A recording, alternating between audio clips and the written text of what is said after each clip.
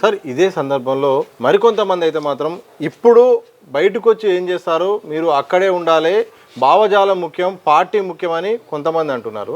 అలాగే అక్కడున్న వాళ్ళు కూడా ఇంతకాలము ఉద్యమంలో ఉన్నాం, ఇప్పుడు బయటకు వచ్చి సాధించేది ఏముంది, ప్రాణాలు పోతే పోని కానీ మళ్ళీ బయటకు వచ్చిన తర్వాత మాపై ఆరోపణలు వస్తాయి, ముద్ర పడుతుంది, సరెండర్ అని, అరెస్ట్లు అని, లొంగిబాటు అని ఇవన్నీ వస్తాయి, ఇవన్నీ ఎందుకని కూడా అనుకునే వాళ్ళకి ఏం చెప్తారు? ఇప్పుడు కవి చెరమండరాజు ఆయనే ఒక వ్యాధిగ్రస్తుడైండు, హాస్పిటల్లో పడ్డాడు.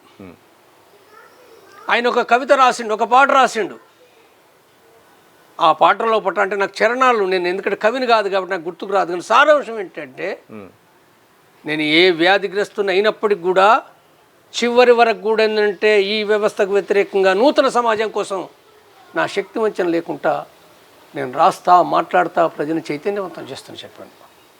ఒక కమ్యూనిస్టుగా చెరమండరాజే కాదు, ఏ కమ్యూనిస్ట్ అయినా చివరి వరకు కూడా తన ప్రాణం అంటే ఒక పాట చివరి ప్రాణం పోయేంత వరకు కూడా ప్రజల్ని చైతన్యవంతం చేయడానికి కొనుక్కుంటాడు తప్ప నేను ఏం చేస్తా అనేది ఏందో ఇంక ఈ క్షణంలో వచ్చి ఏం చేస్తానంటే ఎట్లా? ఇప్పుడు దేశంలో అనేక మంది కమ్యూనిస్టులు ఉన్నారు, అవన్నీ వృధానా? ప్రజాస్వామికవాదులు చేసే వృధానా? అంటే వీళ్ళది వృధా? ఓన్లీ తుపాకులు పట్టుకుంటేనే సమాజాన్ని మారుతుందా? మారుతుందా? ఇది తప్పుడు అవగాహన. తుపాకులు పట్టుకున్న వాళ్ళు కూడా మావోయిస్టు పార్టీ సిద్ధాంతం కూడా, నేను మళ్ళీ చెప్తున్నా, మావోయిస్టు పార్టీ సిద్ధాంతం కూడా ఇప్పుడు మావోయిస్టు పార్టీ సిద్ధాంతం ఏమైపోయిందనంటే అది చాలా విషయాలు దాంట్లో ఉన్నప్పటికీ ఆయుధాలు ఎక్కువైపోయినాయి. ఆయుధాలది కాదు, మనుషులు చైతన్యవంతం చేయాలి, ప్రజలను చైతన్యవంతం చేయాలి. సిద్ధాంతం గొప్పది కాబట్టి ఆ సిద్ధాంతం ప్రజలకు వెళ్ళకుండా ఇప్పుడు ఏం చేస్తామంటే ఎట్లా? చనిపోయేంత వరకు కూడా చేయగలుగుతారు. కమ్యూనిస్టుగా నువ్వు మిగిలితే చనిపోయే చివరి నాటి వరకు కూడా చేయగలుగుతారు. ముసలోళ్ళు చేయగలుగుతారు, 99 సంవత్సరాల ముసలోళ్ళు కూడా చేయగలుగుతారు. కాబట్టి ఇది వాళ్ళు వచ్చి చేయగలిగేంత చాలా చాలా చాలా చాలా ఉన్నది వాళ్ళు చేయాలనుకుంటే. లేదనుకుంటే వేరు. కాబట్టి వాళ్ళు ఆలోచించాలి, చేయగలుగుతారు, చాలా చేయగలుగుతారు. సార్ డీజీపీ గారి మాటలు కనుక చూస్తే, ఈ మధ్యకాలంలో వచ్చిన వార్తలు కనుక చూస్తే తెలంగాణలో చాలామంది కూడా తలదాచుకుంటున్న మావోయిస్టులు అనే ఒక వార్త. ఇక త్వరలో ఎన్కౌంటర్లు భారీ ఎత్తున ఉండే అవకాశం ఉన్నట్టు కూడా ఇండికేషన్ వస్తుంది. త్వరలో మనం ఈ సందర్భం జరుగుతున్న నేపథ్యంలో డీజీపీలా మాట్లాడండు అని ఊహించవచ్చా? అవును, అంటే ఒక డీజీపీ స్టేట్ పోలీస్ అధికారి ఆ రకంగా మాట్లాడడం అంటే దాన్ని అంటే సులభంగా మామూలు స్టేట్మెంట్గా మనం అర్థం చేసుకోలేము. అది అవును, సందర్భం లేకుండా అంటే ఇప్పుడు ఆ సందర్భంగా 2 ఇండికేషన్స్. ఒకటో ఆల్రెడీ కోమి సీరియస్ జరగబోతున్నాయి, చనిపోతారు అనేది ఒకటి వ్యక్తమైంది. అది రెండోది సరెండర్ కండి అంటే కూడా పునరావాసం గురించి మాట్లాడిండు.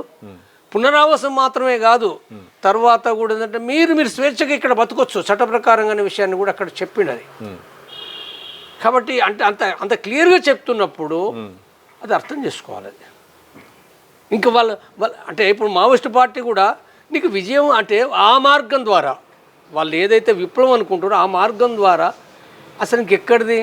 ఆ మార్గం ద్వారా విప్లవం అనేది ఎక్కడిది? అసలు చనిపోయినరు, సరెండర్ అయినరు, సాయుధ పోరాట విరమణ చేసారు, ఇంకేమీ లేదు. పార్టీ ఒక రకంగా ముక్క చెక్కలు అంటే ఒక రకాల విభాగాలు అయిపోయినాయి, ఒకదానికి ఒక సంబంధమే లేదు. ఇవన్నీ ఎగిరిపోయినాయి. ప్రజా సంఘాలు లేవు, ప్రజలు లేరు, పార్టీలు కూడా బీహార్ ఒక కాడ, జార్ఖండ్ ఒక కాడ, తెలంగాణ ఒక కాడ, ఒరిస్సా కాడ ఉన్నది. ఆడ కూడా ఎవరు లేరు, ఒరిస్సా కూడా లేదు.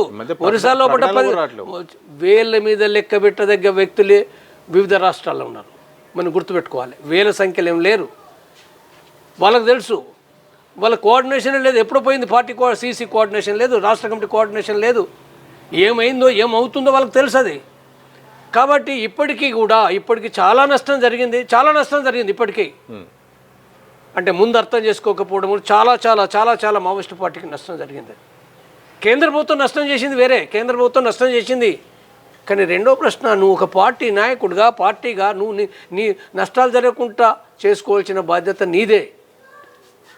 కాబట్టి ఇప్పటికీ కూడా తెలివైన పని చేయడం అని అంటే దానిని మీరు మార్చుకోండి, మీరు రండి, వచ్చేందంటే ప్రజలతో కలిసి ప్రజలను చైతన్యవంతం చేస్తూ మీరు ప్రజల్లో బాగుండి పనిచేయండి. ప్రజల్లో బాగుండి పనిచేయండి. ప్రజల్లో బాగుంటే అక్కడ లేమంటే ఇప్పుడైతే లేరు. తుపాకులు పట్టుకున్నారు. ఇప్పుడు ఏ ప్రజలు ఏ ప్రజా సంఘాలు ఒక్కప్పుడు ఉన్నారు, ఇప్పుడు ఎక్కడున్నారు? అది జరగదు. ఇప్పుడు చనిపోవడమే కంటే కూడా తెలివైన పని ఇది చేయాలనేది మళ్ళీ నేను విజ్ఞప్తి చేస్తున్నాను.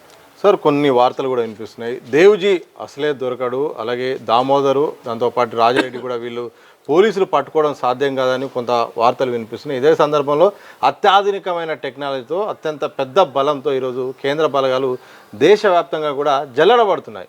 నిజంగా దొరకకుండా తప్పించుకునే పరిస్థితి ఉంటుందా? అలాగే మార్చి 31 తర్వాత కగార్ ఆగిపోతుంది, ఇక ఏం కాదు, మళ్ళీ పార్టీని మళ్ళీ పునర్నిర్మించుకోవచ్చు అన్న వ్యాఖ్యల్లో నిజం ఉందా? ఇప్పుడు ఇడ్మా గురించి ఏమొచ్చింది సంవత్సర కానించి వార్తలు? ఇడ్మా అంటే చాలా అరివీర భయంకరుడు, చాలా ఎక్కడ కూడా ఎవరికి దొరకడు, చాలా ఒక్కడే వేలాది మంది చంపేస్తారని అన్నారు కదా. ఏమైంది? నంబల కేశవరావు జనరల్ సెక్రటరీ చనిపోయిన జనరల్ సెక్రటరీ కంటే ఎక్కువ దేవ్జీనా? ఇవన్నీ కూడా కథలు. ఈయన దొరకడు, ఆయన చనిపోవడంటే ఎట్లా? ఏముండదు అంటే ఒక వంక ప్రభుత్వం తన బలగాలున్నాయి, మావోయిస్టు బలం సన్నగిలిపోయింది, దెబ్బతిన్నది, వ్యక్తులను బట్టి ఉండదు అది. కాబట్టి ఇక్కడ ఏమైనా కాకపోతే రోజులు డిఫరెన్స్ ఉండొచ్చు, కానీ ఏమున్నప్పటికీ కూడా ఏంటంటే ఇప్పుడున్న పరిస్థితి మాత్రం పూర్తిగా కేంద్ర ప్రభుత్వానికి చాలా అనుకూలంగా ఉంది. ఈ విషయాన్ని అర్థం చేసుకోవాలి. చివరిగా ఏం చెప్పదలుచుకున్నారు సార్? ఒకవైపు డీజీపీ వ్యాఖ్యలు, అలాగే ఇటు సరెండర్ల పర్వం, మరోవైపు కూంబింగ్ జరుగుతుంది. చివరిగా మీరు ఇచ్చే సందేశం ఏంటి?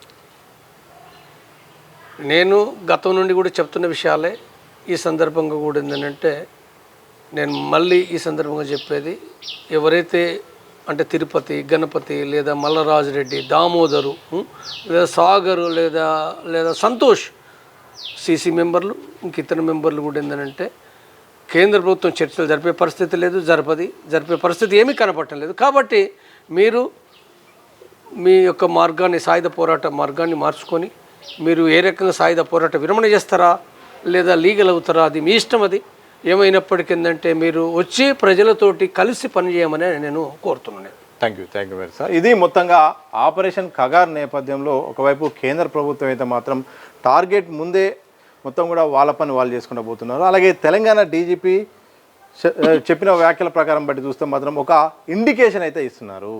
అంటే కేంద్ర బలగాలు కూడా వాళ్ళ ఆపరేషన్ ముమ్మరం చేస్తున్నారు. దాంతోపాటు సరెండర్ కండి, లేకపోతే మాత్రం ఇక కూంబింగ్ ఆపరేషన్ కూడా జరగబోతుంది, దాంతోపాటు ఎన్కౌంటర్ల దిశగా కూడా ఇటు అడుగులు వేయబోతుంది. ఇలాంటి సందర్భంలో మేము ఇప్పటివరకు మా ప్రయత్నం చేశాం, కానీ మా చేయి దాటాక మేము ఏమి చేయలేమన్న ఒక ఇండికేషన్ని ఇండైరెక్ట్గా చెప్పే ప్రయత్నం చేస్తున్నారు. ఇప్పటికైనా ప్రజల్లో వచ్చి పోరాటం చేయొచ్చు, తుపాకులతో కంటే ఇంకా ప్రజా ఉద్యమాలతో చాలా కూడా చేయొచ్చు. ఇలాంటి సందర్భాల్లో ప్రాణాలు బతుకుంటే అద్భుతమైన ఉద్యమాలు చేయొచ్చు, ప్రజల్ని కూడా ఆకర్షణీయంగా చేసి కూడా ఒక ఏకం చేయొచ్చు.